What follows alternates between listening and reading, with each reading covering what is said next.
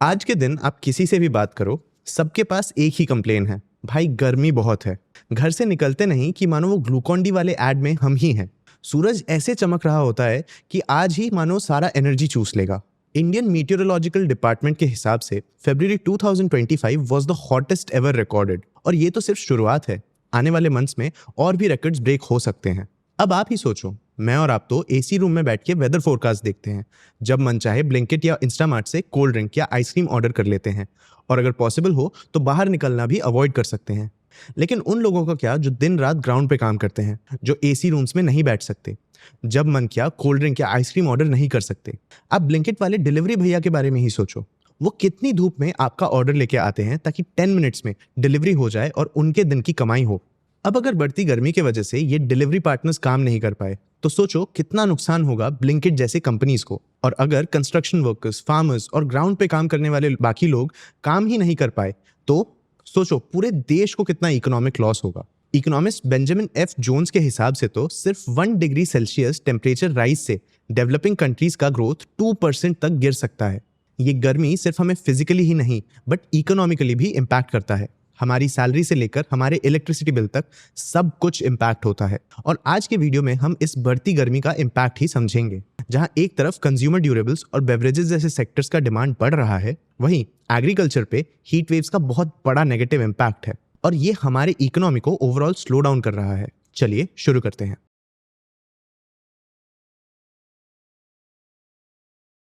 गर्मी इतनी बढ़ गई है कि आजकल एसी के बिना बैठना मुश्किल हो गया है, और कोई भी ड्रिंक पीने के पहले हम उसे फ्रिज में जरूर रख लेते हैं। तो जाहिर है बढ़ते गर्मी की वजह से एसीज और रेफ्रिजरेटर्स का डिमांड बढ़ रहा है।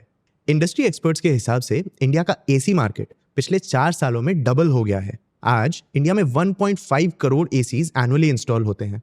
4 साल पहले ये नंबर सिर्फ 70 लाख था।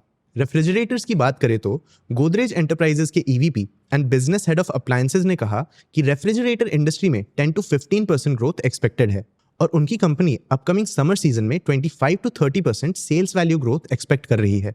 तो पहला सेक्टर जिसको हीट वेव से बेनिफिट हो सकता है वो है कंज्यूमर ड्यूरेबल्स। अब ज्यादा एसीज और रेफ्रिजरेटर्स यूज होंगे तो पावर भी ज्यादा कंज्यूम होगा ना। आफ्टर ऑल इन सारे अप्लायंसेस को चलाने के लिए इलेक्ट्रिसिटी की नीड होती है। और यही है दूसरा सेक्टर जिसका डिमांड हीट वेव्स की वजह से बढ़ रहा है, पावर सेक्टर।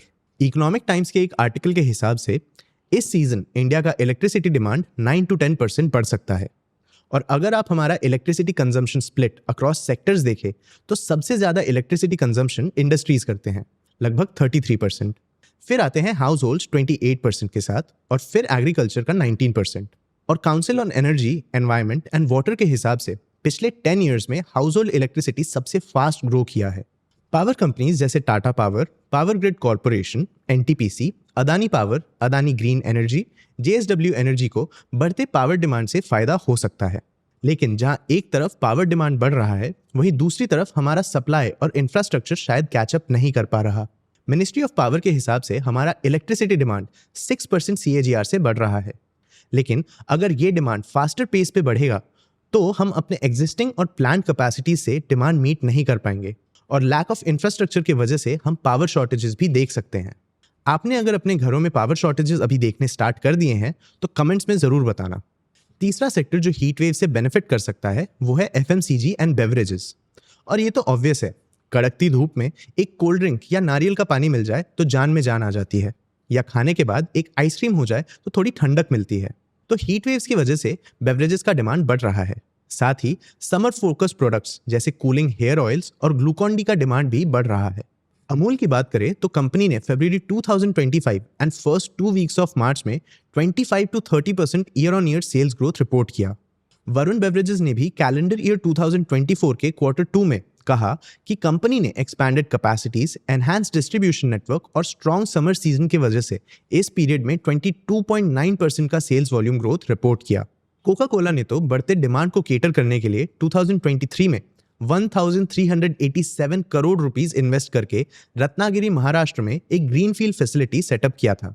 इमामी का समर पोर्टफोलियो जिसमें नवरत्न और डर्मीकूल जैसे ब्रांड्स हैं, वो भी ग्रोथ ड्राइव कर रहा है। Q1 FY25 के कॉन कॉल में वाइस चेयरमैन मोहन गोयनका ने बताया, our consolidated revenue at INR 906 crores grew by 10% over the previous year. The domestic business saw an 8.7% growth in volume terms and 10% growth in value, led by our summer portfolio. Navratna and Dermicool grew by 27%, while our healthcare range grew by 11%. ये तो हो गए कुछ तरीके जिससे हम घर बैठे इस गर्मी से बचने की कोशिश कर रहे हैं। एसी ज्यादा चला रहे हैं, कोला या ठंडे ड्रिंक्स कंज्यूम कर रहे हैं, कूलिंग हेयर ऑयल्स यूज कर रहे हैं, एक्सेट्रा। लेकिन कुछ लोग तो गर्मी से बचने के लिए हिल स्टेशंस पे ही चले जा रहे हैं, और आज के वर्क फ्रॉम होम कल्चर में ये और भी इजी हो गया है। गोवा के बीच पे बैठ के कॉल लो या कश्मीर के पहाड़ पे बैठ के प्रेजेंटेशन बनाओ, कुछ भी पॉसिबल है। और इसी वजह से इंडिया में समर ट्रैवल बढ़ रहा है। इंडिया में 2024 में समर ट्रैवल में 40% ईयर ऑन ईयर का इंक्रीज देखा गया। मेक माई ट्रिप के को फाउंडर एंड सीईओ राजेश मगाओ ने कहा, summer is always one of the biggest quarters of the year in terms of travel intent, and this year too the buoyancy in the sector continues. We are observing a healthy growth in searches over those recorded last year at this time. In fact, airfares high होने के बाद भी 2024 में travel bookings 15% से ज़्यादा बढ़ गए थे। शायद 2025 में भी ये ट्रेंड देखने मिल सकता है। क्या आप भी कोई समर ट्रैवल प्लान कर रहे हैं? कमेंट्स में ज़रूर बताना। तो दोस्तों, ये तो हो गए वो सेक्टर्स जो बढ़ते गर्मी और हीट वेव से बेनिफिट कर सकते हैं। लेकिन जैसा मैंने स्टार्टिंग में बताया था, हीट वेव्स हमारे देश के ग्राउंड वर्कर्स और एग्रीकल्चर सेक्टर के लिए बहुत प्रॉब्लमैटिक हो सकता है। चलिए समझते हैं कैसे। देखो, आज के दिन इंडिया के जीडीपी का लगभग 18% एग्रीकल्चर से आता है, और ये सेक्टर गर्मी से काफ़ी इम्पैक्ट होता है। हीट वेव्स की वजह से क्रॉप यील्ड्स 10 to 15% तक गिर सकते हैं, और लो क्रॉप यील्ड मतलब low supply of fruits and vegetables. Food production तो कम हो ही सकता है, साथ ही वेस्टेज भी बढ़ सकता है। 2024 में समर मंथ्स में 10 to 15% fruits and vegetable crops waste हुए थे। अब लो सप्लाई मतलब हायर प्राइसेस या इन्फ्लेशन। अब इन्फ्लेशन के बढ़ने से दो चीज़ें हो सकती है। पहला, इकोनॉमी में स्पेंडिंग रिड्यूस हो सकती है, और दूसरा, आरबीआई इंटरेस्ट रेट्स बढ़ा सकता है, और दोनों ही चीज़ें इकोनॉमी में स्लो डाउन ला सकती हैं। और सिर्फ डोमेस्टिक कंजम्पशन ही नहीं, बट हीट वेव से हमारे एक्सपोर्ट्स पे भी इम्पैक्ट पड़ सकता है। बढ़ते टेम्परेचर्स की वजह से ट्रांसपोर्टेशन डिलेज हो सकते हैं, फ्रूट्स एंड वेजिटेबल्स का शेल्फ लाइफ रिड्यूस हो सकता है, और कूलर्स जैसे इक्विपमेंट्स खराब भी हो सकते हैं।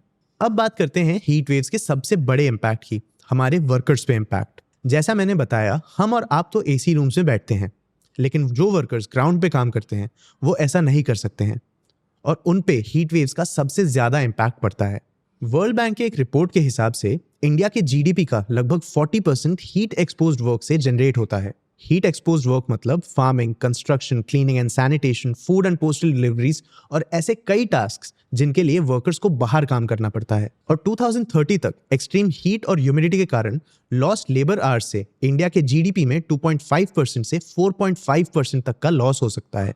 तो सोचो, इतना बड़ा वर्कफोर्स जो ऑलमोस्ट जीडीपी का आधा कंट्रीब्यूट करता है, वो अगर हीट वेव से अफेक्ट हो गया तो देश का ग्रोथ भी इफेक्ट होगा ना।